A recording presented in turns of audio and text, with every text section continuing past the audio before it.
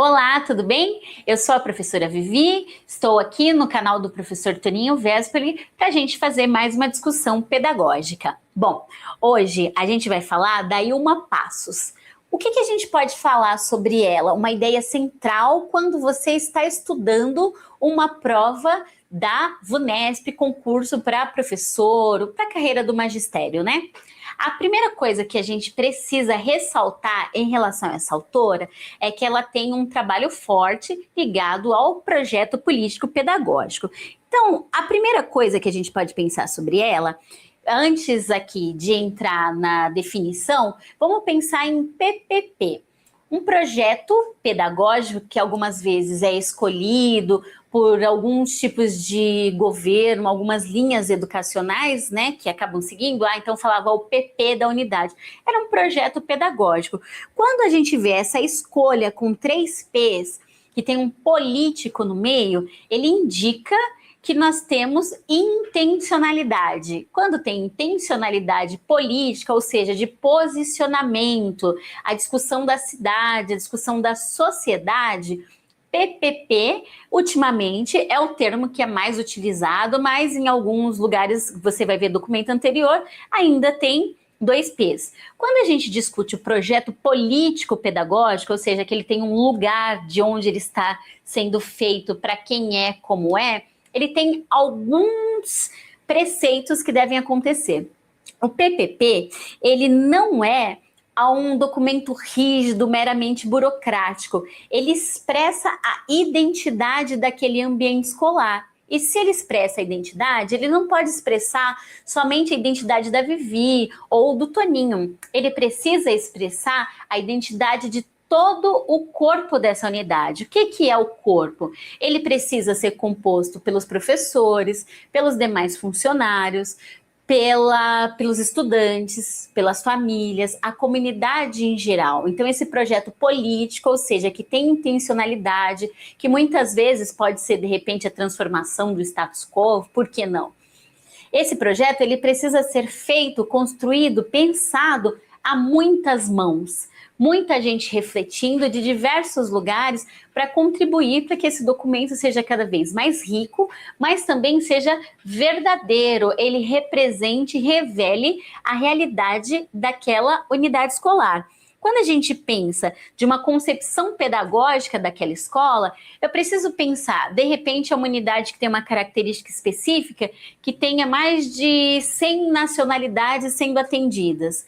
O projeto político-pedagógico daquela escola é diferente do projeto político-pedagógico de uma outra escola que a principal característica seja de receber, sei lá, que seja de alta vulnerabilidade de outra região da cidade, que é diferente de um outro de uma região central que tem ao lado uma grande universidade que consiga fazer parceria, que consiga fazer atividades a pé, que consigam pensar em outros recursos, museus que estejam... Percebem que cada característica individual interfere diretamente em como vai ser construído esse projeto político-pedagógico da unidade, porque parte de realidades diferentes e que você pode se utilizar desse subterfúgio para que você alcance os direitos de aprendizagem de formas diferentes, partindo de lugares diferentes.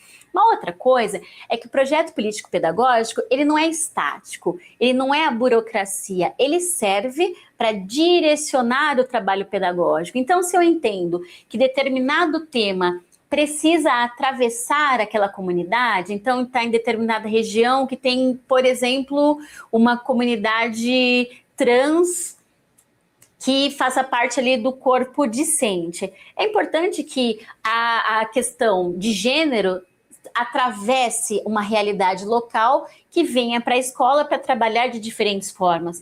Poxa, mas está numa questão do campo, está numa escola indígena. Como é que esses assuntos atravessam e norteiam o meu fazer pedagógico? Como é que a VUNESP cobra isso?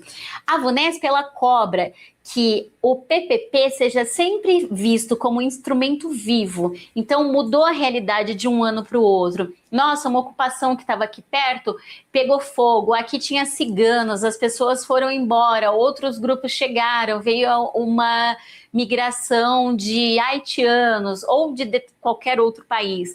O que é que isso faz a mudança? Eu não posso copiar e colar o projeto político-pedagógico ano após ano, porque a realidade, o público, o contexto e as necessidades mudam. Tem mais investimento de política pública em determinada região, o que era um problema deixa de ser. Como é que a gente vai acompanhando de forma viva o dia a dia, né? E além disso, as reuniões pedagógicas, elas precisam existir para ser sempre um momento de revisão. Então, numa reunião que eu preciso parar, discutir com o corpo, olha, aqui no corpo docente, numa reunião pedagógica, ou numa reunião do conselho de escola, ou numa reunião de APM, como é que a gente utiliza melhor o dinheiro da nossa unidade escolar, pensando nos objetivos do nosso projeto político-pedagógico. Nós precisamos adquirir mais brinquedos adaptados? Olha, não, isso a gente já conseguiu. Vamos pensar em mais material de robótica, já que temos projetos sobre isso esse ano? Ah, vamos pensar em esportes específicos. Percebem que o PPP, além de vivo, ele precisa sempre ser revisitado para acompanhar os objetivos e as práticas dentro da individualidade de cada unidade escolar. Muito bom, né? Gente, um beijo. Na próxima aula a gente se encontra para discutir mais um autor rapidinho, tá bom? Tchau, tchau!